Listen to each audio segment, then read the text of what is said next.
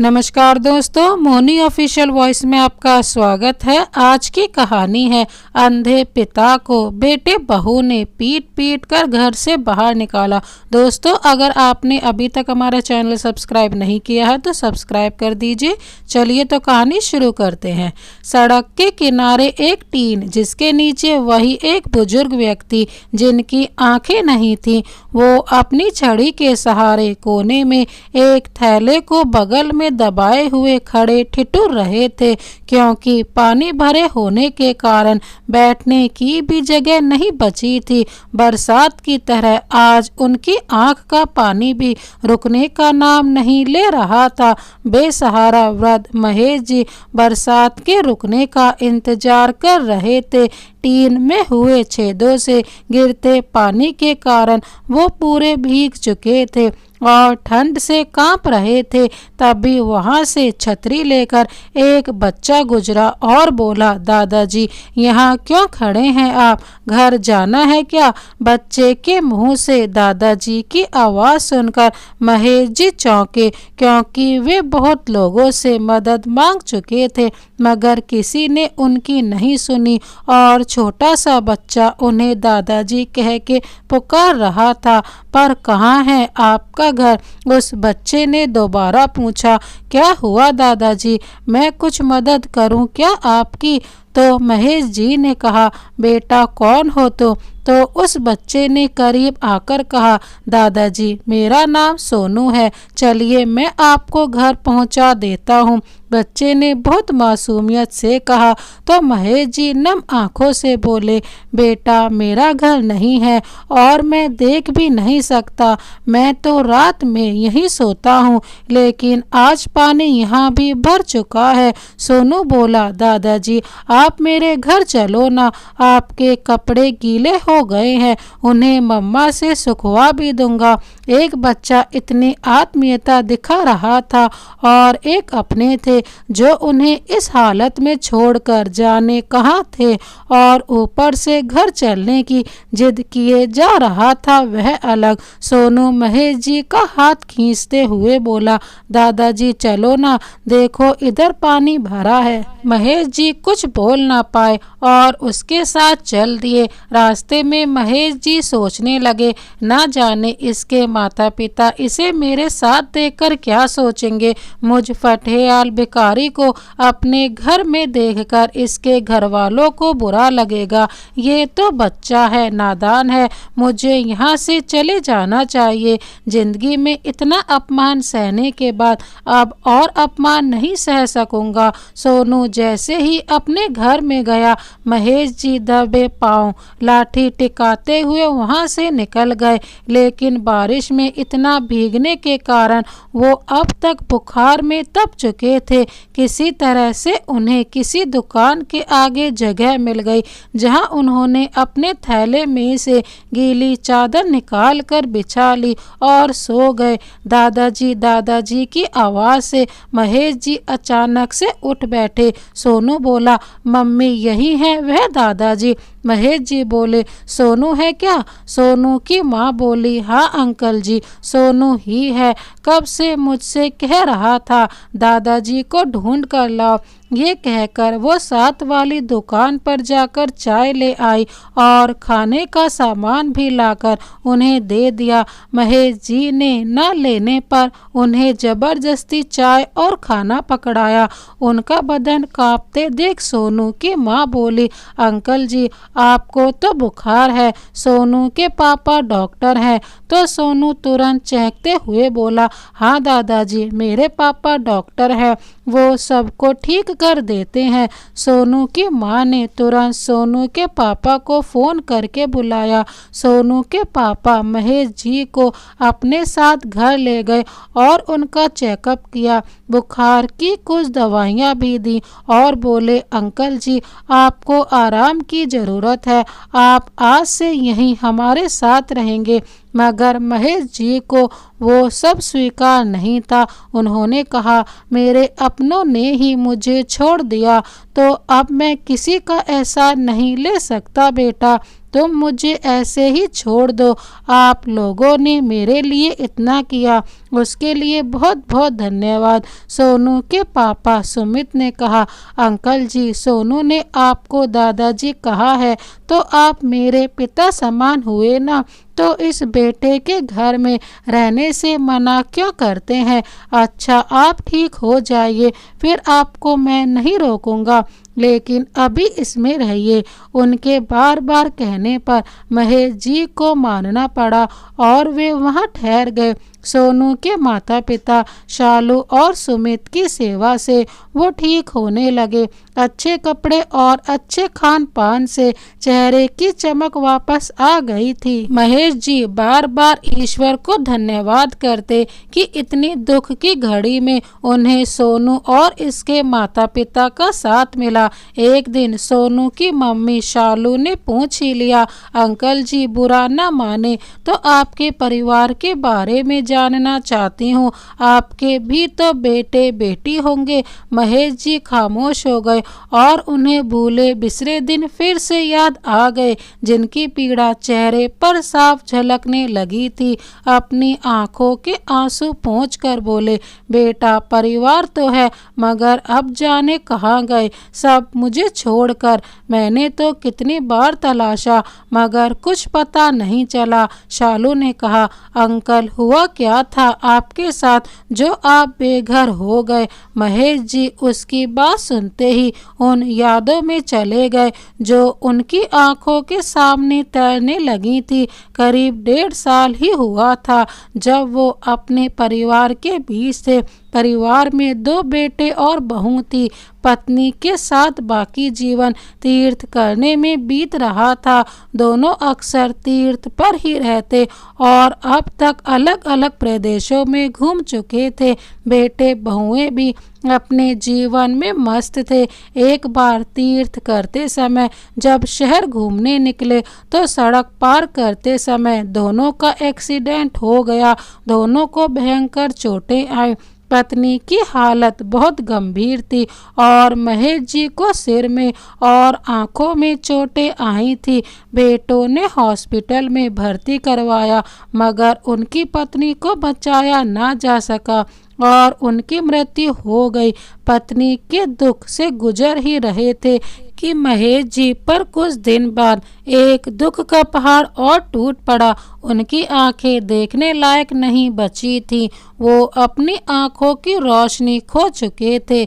जब हॉस्पिटल से घर वापस आए तो बहुओं को अंधे ससुर का ख्याल रखने में समस्या होने लगी। बेटे दिन भर ऑफिस में रहते तो दिन में दोनों बहुएं आपस में उनके काम को एक दूसरे पर टालती रहती। कई बार महेश जी खाने का इंतजार ही करते रहते पर शाम तक खाना ही नहीं मिलता था तो अपने काम खुद से करने की कोशिश भी करते तो न देख पाने के कारण कहीं भी टकरा कर गिर जाते तो कभी कपड़े उल्टे पहन लेते थे। कई बार तो सही अंदाज न होने के कारण पानी ही बिस्तर पर गिर जाता था। जब वो गिरते तो बहुएं उन पर हंसती और उन्हें उठाने भी नहीं आती थी और महेश जी को अपने कमरे का अंदाजा तक न रहता। इस अंधेपन के कारण उन्हें बहुत सारी समस्याओं का सामना करना पड़ता। एक दिन बड़ी बहू रचना ने अपने पति राजेश से कहा, राजेश, हम तुम्हारे अंधे बाप को कब तक संभालेंगे? ये छोटी तो कुछ करती नहीं है, तुम्हारा बाप भी हर छोटी बात के लिए आवाज लगाता रहता है। मैं सारा दिन थक जाती हूँ, मुझसे तो अब नहीं होगा, आप कुछ फैसला कर लो।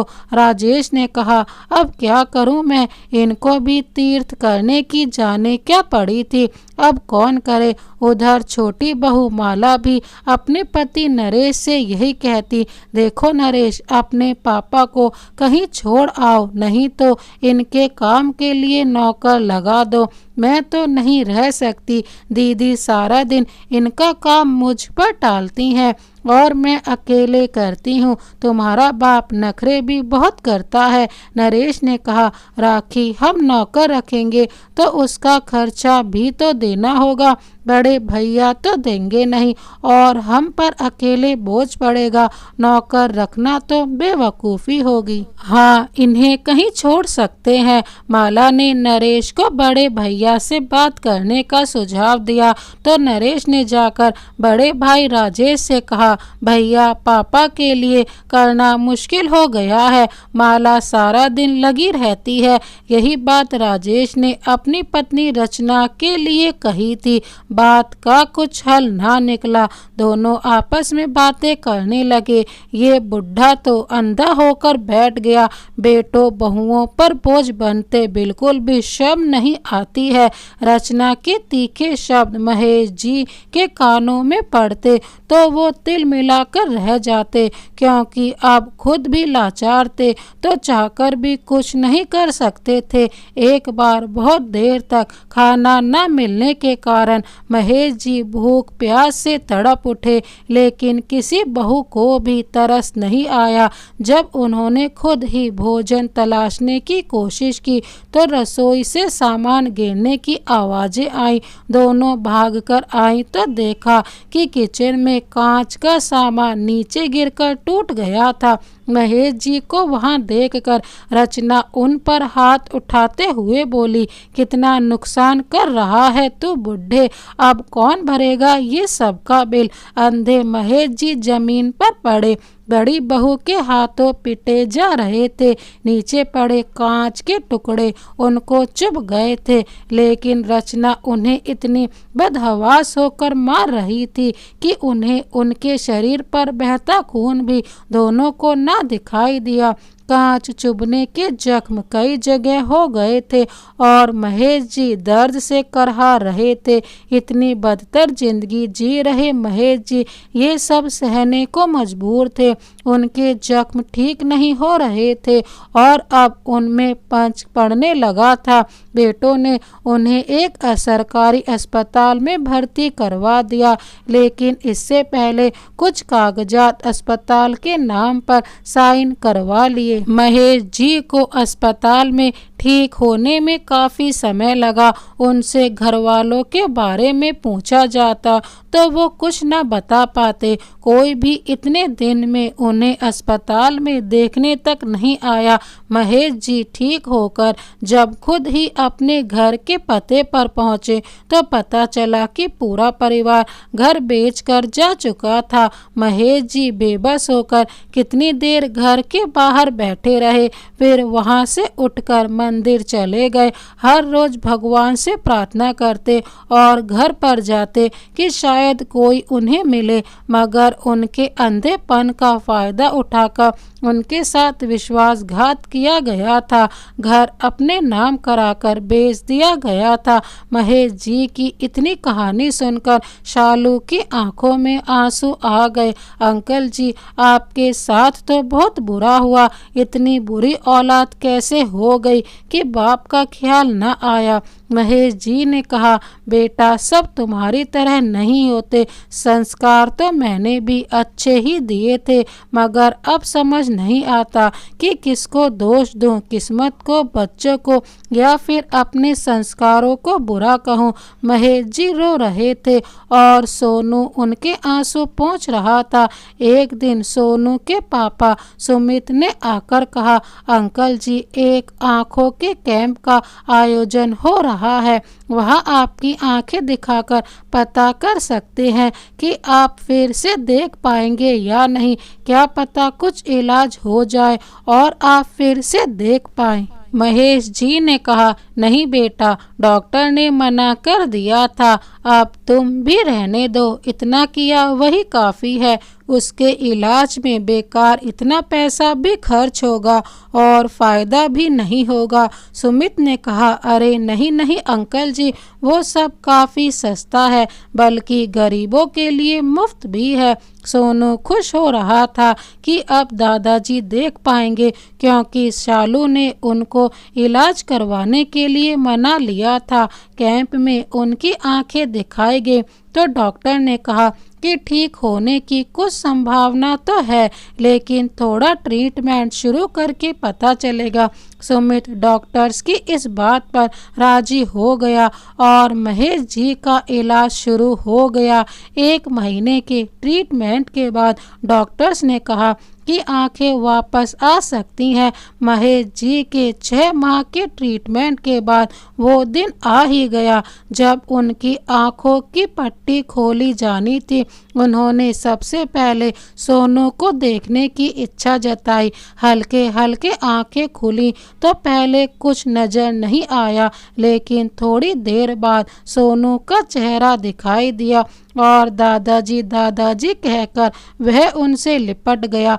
महेश जी ने उसे खुद से लिपटा लिया और खूब प्यार किया और बोले, मेरे मासूम फरिश्ते, ये सब तेरे कारण ही हुआ है।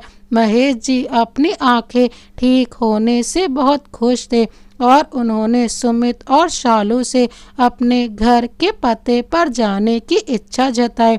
दोनों उन्हें लेकर वहां पहुंचे तो इस घर में आए नए मकान मालिक ने कुछ नहीं बताया। महेश जी दुखी मन से वापस आ गए। अब महेश जी के दिन सोनू के साथ बीतने लगे थे। एक दिन उन्होंने डॉक्टर सुमित और शालू के सामने अपना थैला खोला और अपनी पत्नी की तस्वीर बाहर निकाली। उन्होंने दोनों से कहा, तुम दोनों के कारण ही मैं ये जीवन फिर जीने के लायक हुआ हूँ, नहीं तो भिखारी बन चुका था और दर दर की ठोकरें खाने को मजबूर था। आज अपनी पत्नी की तस्वीर इन्हीं आंखों से देखकर उसे याद करता है। सब तुम लोगों के कारण हो सका है। दोनों उनकी बातें सुनकर बोले, हमने ऐसा कुछ नहीं किया, धन्यवाद तो उस भगवान का है। और फिर सोनू को भी तो दादाजी मिल गए। महेश जी ने उनकी बात सुनकर हाथ में ली तस्वीर को पीछे से खोलना शुरू कर दिया। ये देखकर दोनों चौंक गए कि ये ऐसा क्यों कर रहे हैं। महेश जी ने तस्वीर खोलते ही पीछे से कुछ कागजात बाहर निकाले, जिन्हें देखकर दोनों हैरान रह गए। महेश जी बोले, ये उस जमीन के कागजात हैं जिसके बारे में मेरे बच्चे तक नहीं जानते थे। ये जमीन हमने तीर्थ पर जाने के पहले खरीदी थी, जिसके लिए गांव की जमीन बेच दी थी।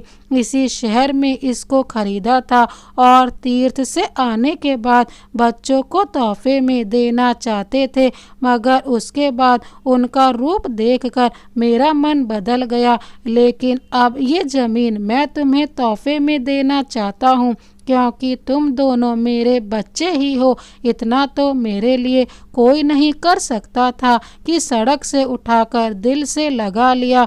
इस भिखारी को ये उसकी कीमत नहीं, बल्कि मेरा प्यार समझकर रख लो। ये सब देखकर दोनों हैरानी से एक दूसरे का चेहरा देख रहे थे।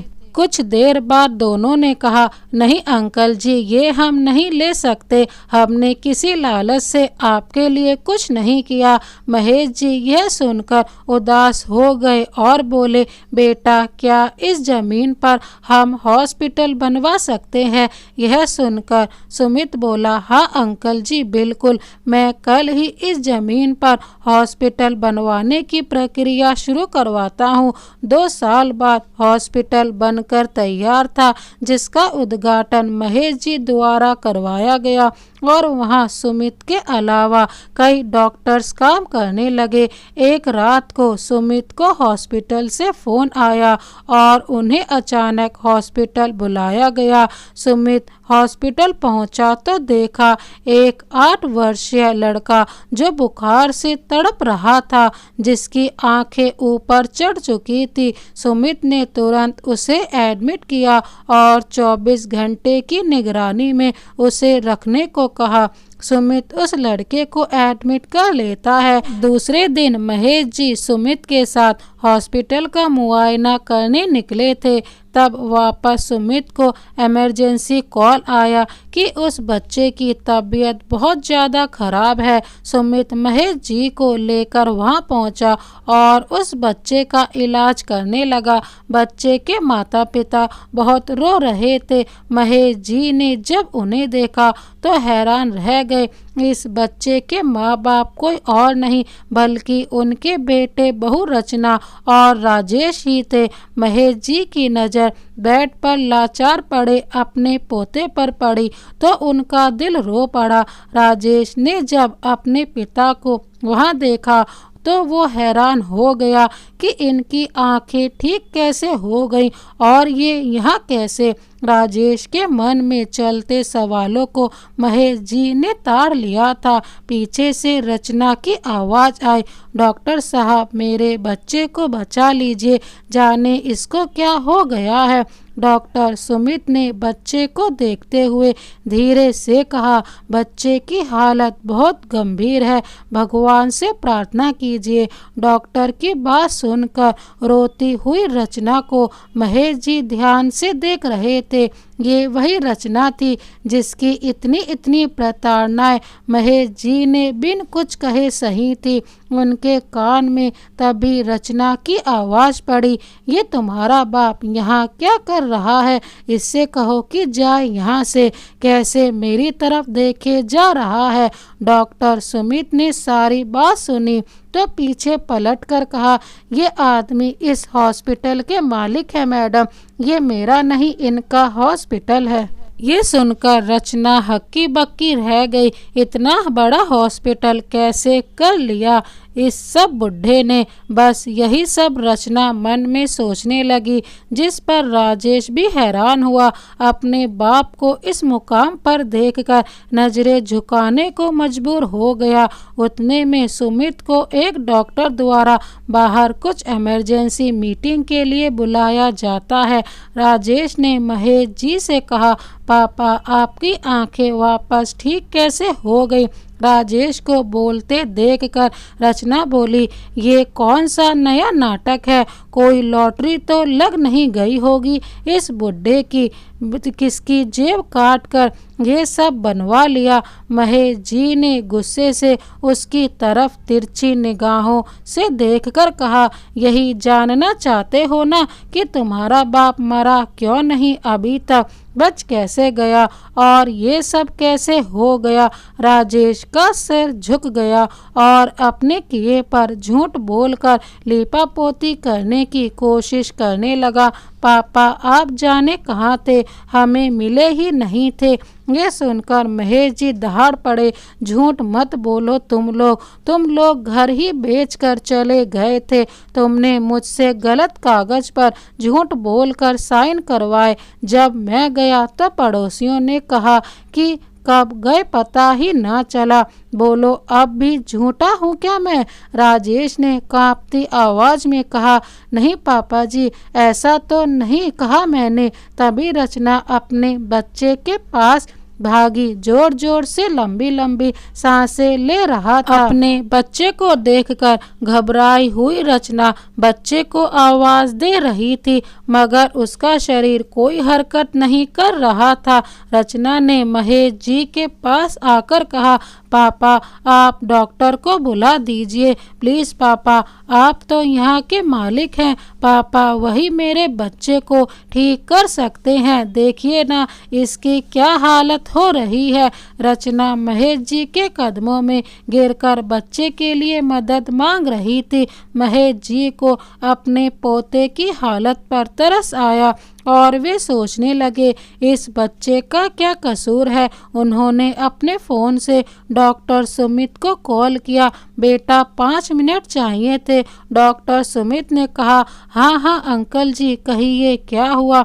महेश जी ने कहा, जिनका बच्चा तुम्हारे पास इलाज के लिए आया है वह मेरा पोता है।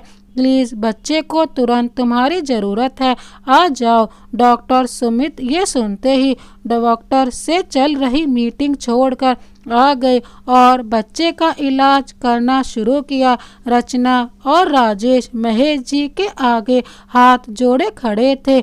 रचना ने हाथ जोड़कर उनसे माफ़ी मांगी और बोली, पापा मुझे माफ़ कर दीजिए, बहुत बड़ी गलती हुई है, मुझसे पाप हुआ है, आपको इतना दुख दिए जिसकी जो सज़ा मिले कम ही होगी। महेश जी को आज माफ़ी की ज़रूरत नहीं थी, उन्होंने माफ़ करने को साफ मना कर दिया। राजेश ने रोते हुए कहा, पापा आज आप नहीं होते तो हम जाने क्या करते, मेरे बेटे का इलाज सही समय पर हो गया। पापा हम माफ़ी चाहते हैं। मगर महेश जी कुछ नहीं बोले। डॉक्टर बाहर आए तो बच्चा अब खतरे से बाहर था। राजेश और रचना ने डॉक्टर को शुक्रिया कहा तो डॉक्टर सुमित ने कहा, इनको धन्यवाद कीजिए, इनके कहने पर ही सब हुआ है। रचना की आंखें शर्मिंदगी से भरी थी, अपने किए कारनामों को याद कर रही थी और अब महसूस हुआ था कि कितना गलत किया था उसने। महेश जी वहां से अपनी कार में बैठकर घर के लिए निकल गए। दोनों बेटे बहू उन्हें देखते रह गए। महेश जी एक समय मुसीबतों से घिरे खड़े थे, तब यही बेटे छोड़कर चले गए थे। आज उनका साथ किस्मत ने छोड़ा तो महेश जी ने ही सहारा दिया था। दोस्तों इस कहानी को अंत तक पढ़ने के लिए बहुत बहुत धन्यवाद। ये कहानी आपको कैसी लगी हमें कमेंट बॉक्स में ज़रूर बताएं। इसी तरह की अन्य कहानियाँ देखने के लिए हमारे चैनल को सब्सक्राइब कर बेल आइकन को प्रेस करना ना भूलें। Thank you so much. Vande Mataram.